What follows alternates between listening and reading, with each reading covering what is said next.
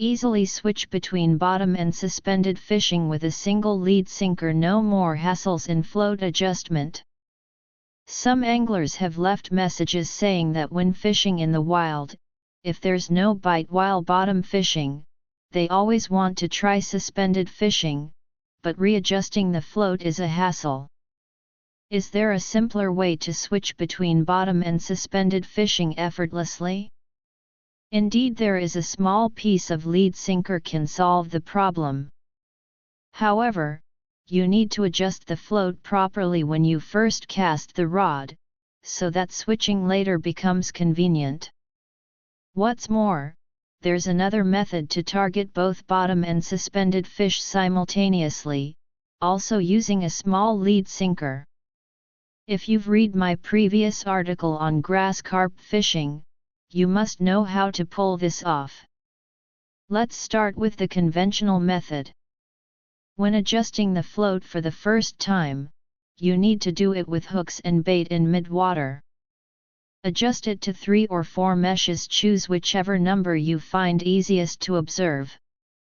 Remember, this adjustment is done in mid-water with hooks and bait attached. After adjusting, remove the bait, cast again into the water, and check how many meshes the float exposes. At this point, the number of meshes is usually relatively high. Cut a small piece of lead sinker, wrap it on, and adjust to the number of meshes you normally use for bottom fishing, say 4 or 5 meshes. Note, this step is done with hooks but no bait, and the specific number of meshes depends on your preference. In regular wild fishing, bottom fishing is the primary approach, so let's start with that. For example, if you adjusted to 5 meshes, you can fish at 2, 3, or 4 meshes. Supplementary tip: the small lead sinker is best kept thin. Do not wrap it inside the main lead sinker, instead, wrap it around the split shot or swivel below the main lead sinker. This makes installation and removal easier. Wrapping it inside the main lead sinker may cause it to fall off, and frequent removal will bend the main lead sinker, leading to breakage over time. If there's no bite during long periods of bottom fishing and you want to switch to suspended fishing, simply remove the small lead sinker, be careful not to litter, and lower the float. Since you adjusted it earlier, you can push the float to the corresponding position based on how deep you want to fish. Some anglers might ask, why go through all this trouble? Couldn't you just adjust to 3 meshes with hooks and bait initially, then push the float up for bottom fishing so that the float exposes a little more than 3 meshes, indicating 1 hook is on the bottom? Theoretically, that works, but in practice, it's not ideal. It might work if you are using bait like corn or wheat, as their size and weight are relatively consistent. But with commercial bait, the weight varies significantly depending on how much you scoop. A larger scoop versus a smaller one makes a big difference, making this method inaccurate. If there's even a slight current, it becomes even less reliable. The current will cause the line to bend, so the actual underwater state of the line setup won't match your ideal state. Adding a small lead sinker is more accurate, and you'll have a clear idea of the hook and bait state underwater. If there's a current, you can use another slightly larger piece of lead sinker, wrap it around the split shot or swivel, and fish with a running lead setup. If the subline is long and you don't want to shorten it, wrap the small lead sinker 2 to 3 centimeters above the hook.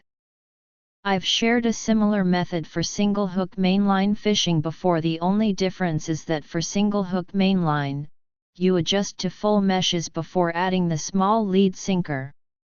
How to adjust the float for 1 hook on the bottom and 1 hook suspended.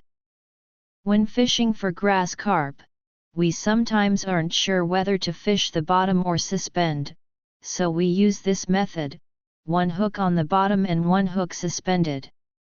First, use a long subline with a large hook distance, for example, a 2-meter subline with a hook distance of over 30 centimeters. The adjustment method is, adjust to full meshes, expose the entire float tail, in mid-water with hooks and bait. After adjusting, wrap a small lead sinker above the hook on the long subline, pressing the float down to at least level with the water. You can also use a slightly larger sinker to make the float sink slowly. When fishing, you can target 1, 2, 3, 4, or 5 meshes. One hook will always be on the bottom, and the other suspended. For regular fishing targeting small crucian carp or carp, the subline doesn't need to be 1 to 2 meters long, 30 to 40 centimeters is enough, but the hook distance should still be large. The adjustment method is identical, adjust to full meshes with hooks and bait, then wrap a small lead sinker 2 to 3 centimeters above the lower hook to set the float to level water, and fish at 1, 2, or 3 meshes. With this setup, the height of the upper hook off the bottom is determined by the hook distance. A larger distance means the upper hook is higher off the bottom. You can also fine-tune this by moving the position of the small lead sinker. If you want both hooks suspended, remove the small lead sinker and replace it with a new piece, roughly half the size of the original, wrapping it around the swivel or the split shot above the swivel. Don't throw away the first lead sinker. You can switch back later if you want to fish the bottom again. In most wild fishing scenarios, I don't recommend switching between bottom and suspended fishing frequently, especially when targeting crucian carp or carp. If they want to feed, bottom fishing will work. If they don't, suspended fishing won't help either. On days with poor fish activity due to bad weather, it's better to change your fishing spot, e.g., move to areas with flowing water or downwind spots with higher oxygen levels. The only situation where I suggest switching from bottom to suspended fishing is when you notice a lot of aquatic plants on the bottom, and there are clearly fish in the nest but you can't catch them. In this case, switch to suspended fishing and gradually lower the float until you get bites and catch fish. Author profile: I'm a fishing enthusiast and self-media blogger who loves sharing tips. Follow me to exchange fishing skills and discuss the little details of wild fishing. Give a like, save this, and follow for more updates. Never miss a thing.